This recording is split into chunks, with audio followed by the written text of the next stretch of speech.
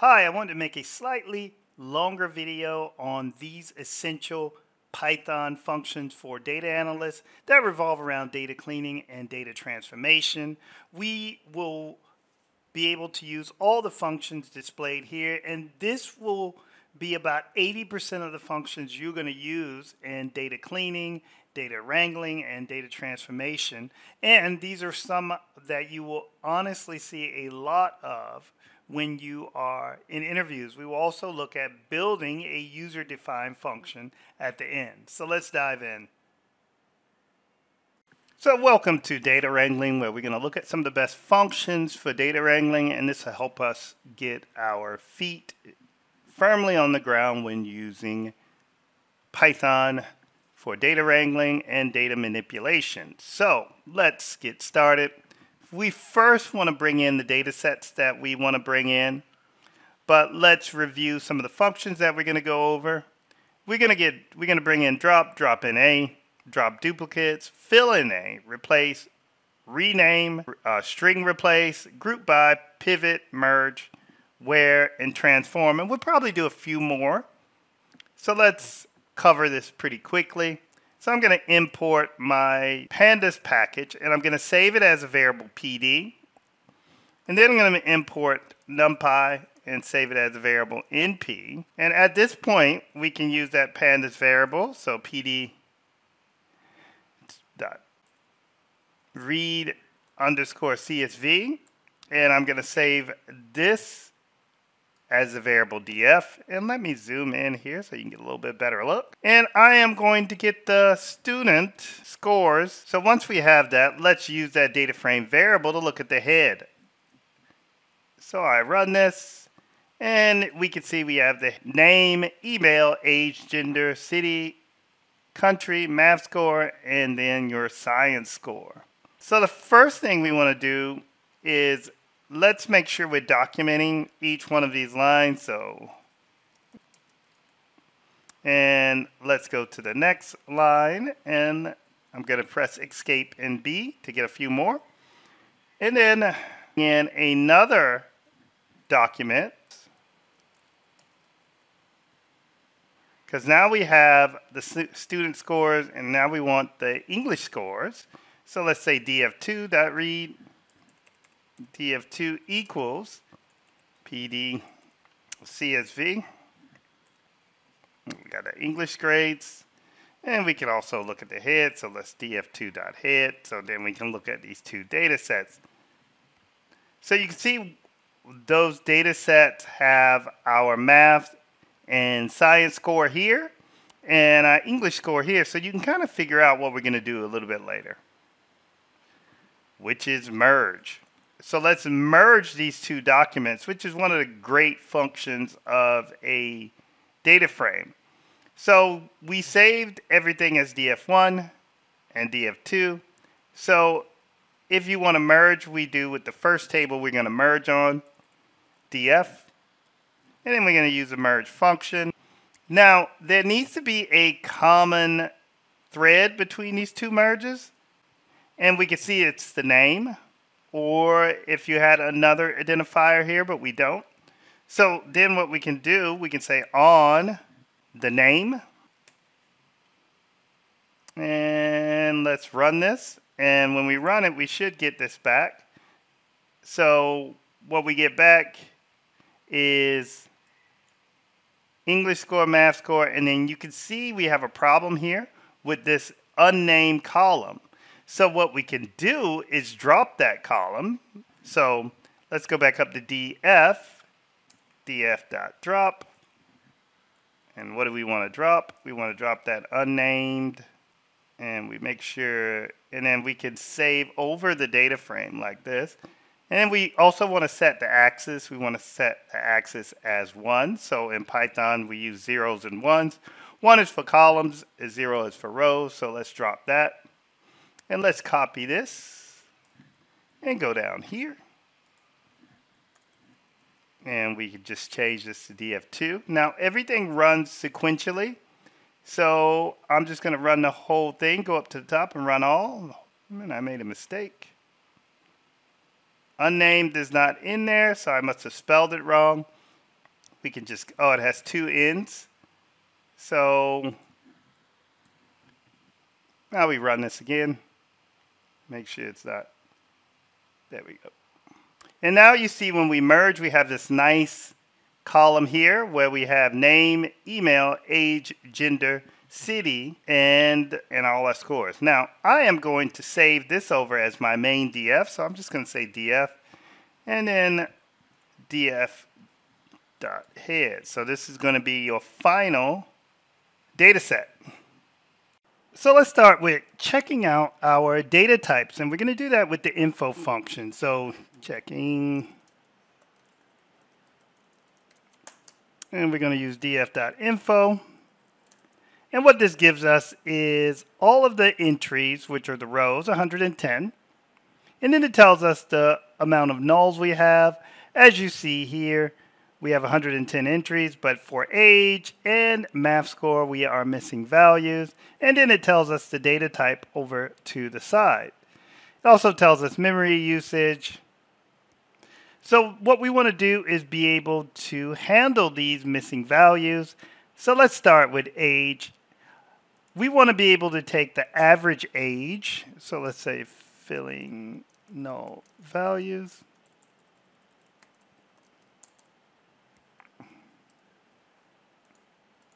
And let's get the average age so we can fill it with our average age, because most of the students are going to be at similar ages. So if I shift and run that, it looks like it's around 43. And then what I'm going to do is save that as a variable called average age. And then I am going to isolate that age column and use the function fill_NA. And then I am going to pass it my average age. So it's going to fill all of those null columns with 43.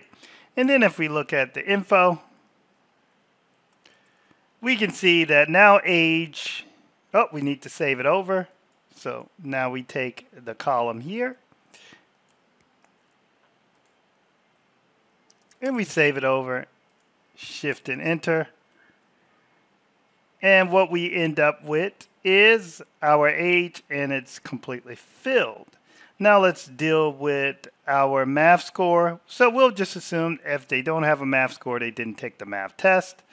So I'm going to isolate the math score column. And I'm going to go ahead and save that over before. So, and then I'm going to do fill_NA, and then I'm just going to pass it a 0. And then if I run, oops, let's make sure it's just a firm 0. Shift and enter that. Now we see all of our columns have 110 entries. So now we want to do a replace. So let's look at the unique values in our city. So we're going to start with replacing values in strings.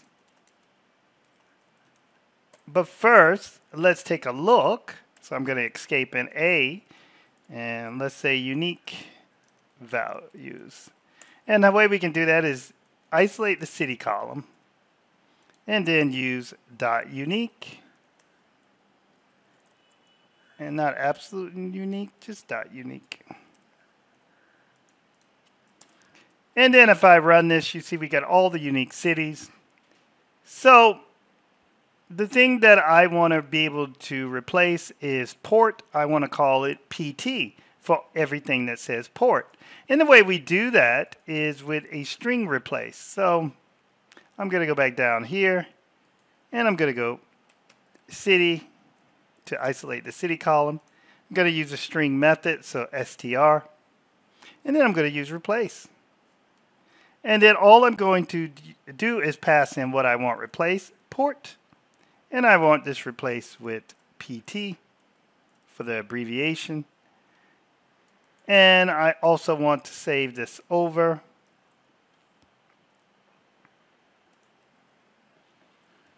And equal, and then we can go back up here and get this unique. And if it's saved over, we should see this replaced. So I run this, and then you can see port Joshua is PT now. Now let's also go ahead and replace, I'm going to go back up to the data. Let's replace male and female with a shortened version, M and F. And the way we can do that is just easily also isolate that column, which is gender. And then we want to use a replace function. And in this function, we pass in a dictionary. So we pass in male, and we want this replaced with what? And dictionary is always indicated with key and value pairs in these curly brackets. And we want to replace this with male, while the next is female. And we replace this with F. And why don't we go ahead and replace unknown? And we'll replace that with an O, I guess. And if we want to save this over, and then we want to be able to see the unique values, but also see the counts, we can use df.valueCount on our gender column. And this will count the values within that column and give us a count. And we will run this, shift and enter. And, oh, it shouldn't be unknown, it should be other. So we just replace that key. And then we shift and enter. And now we can see we have 41 females, 38 optional, and 31 males. So this value count will also give you the percentages if you use normalize parameter within that, normalize, and then we pass in true. And then we shift and enter, and now we have the percentages. So we kind of equally distributed there. So this is replacing values and value count. So now we're getting into some grouping functions. So let's just say grouping functions. And this is the meat of data analysis, where we're able to aggregate along a dimension. So we're going to go df group by, and then we're going to group by a dimension. We're going to group by the gender. And we want to get the average math score for our gender. So we can isolate math score. And then at the end of this, we can add mean. And if we run that, you can see we get the average score for the mean. Now we can turn this into a different aggregation, such as sum. And we get the sum. We can also use a different method to do this. We can take this part of everything, and then we can say aggregation, and then we can pass in our sum and our mean in this list indicated with these straight brackets, and we shift and enter, and you can see we get both of them there.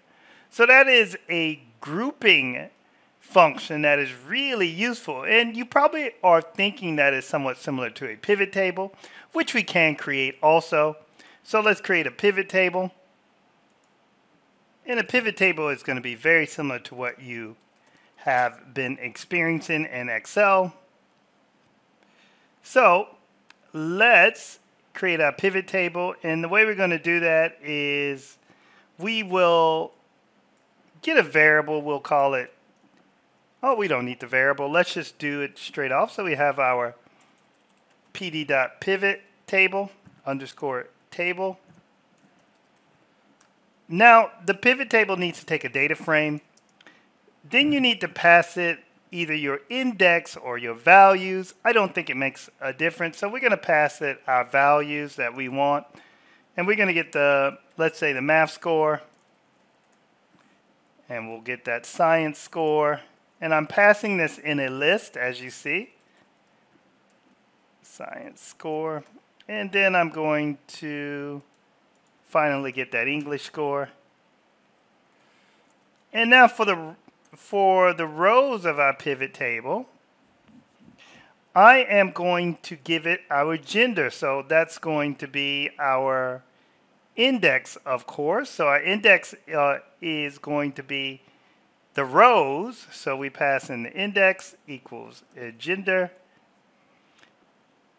And then we add the aggregation function.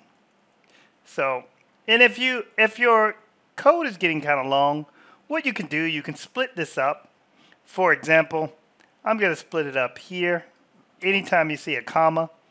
And then we can pass in an aggregation function here.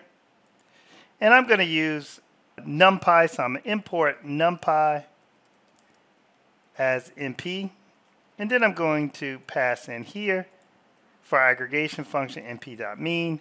So if I run this, if I don't have any errors, we don't, we can see that we get our index and our score. Now there's a few other things we can add here.